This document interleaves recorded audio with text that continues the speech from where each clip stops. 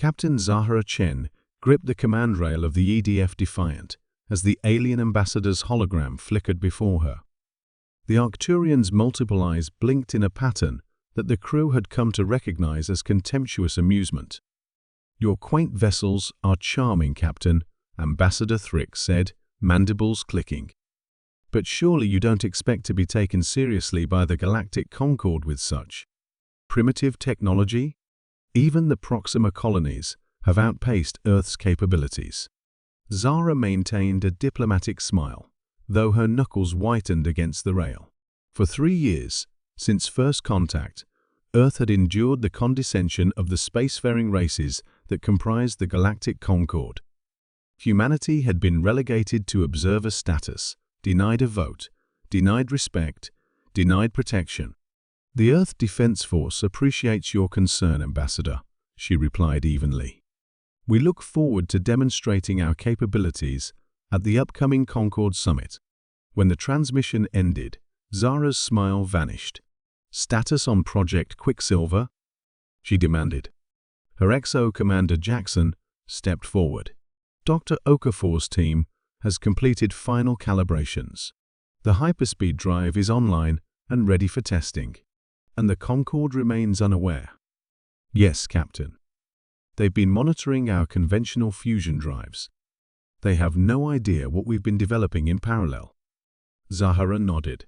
Earth's apparent technological backwardness, compared to the other species, had been humiliating, but it had provided perfect cover. While the aliens watched Earth's primitive spacefaring attempts with amusement, Dr. Okafor's team had been making a breakthrough that would change everything. "Tell all hands to prepare for hyperspeed test, and make sure our Arcturian shadow is watching our conventional engines." The Arcturians had been escorting Earth vessels for months now, ostensibly for safety, but clearly to monitor and contain humanity's reach into space. The sleek, crystalline Arcturian vessel hovered 5,000 kilometers off their starboard bow, sensors trained on the Defiant's visible propulsion systems. Dr. Maya Okafor entered the bridge, her usually composed features alive with excitement. "Captain, the quantum entanglement field is stable. We've solved the feedback loop issue that destroyed the prototype." "And you're certain this will work as theorized?" Zahra asked. Maya nodded. "The math is sound.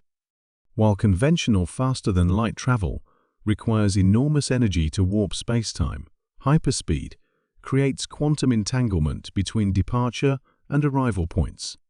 We're not moving through space, we're linking 2 points and stepping across. With no energy signature they can detect," Zahra concluded. "Precisely. The Arcturians will see our conventional engines powering down as if we're stopping. They won't see us. Slip sideways." Commander Jackson looked up from his console. "The Galactic Concord Summit begins in 6 hours on Proxima Centauri b. All member species will be present." "Including the Dracons?" Zahra asked sharply. "Intelligence confirms the Dracon warfleet is in the system, Captain." The bridge fell silent. The Dracons were the military force behind the Concord's expansion, predatory, ruthless, and responsible for the subjugation of a dozen less advanced civilizations.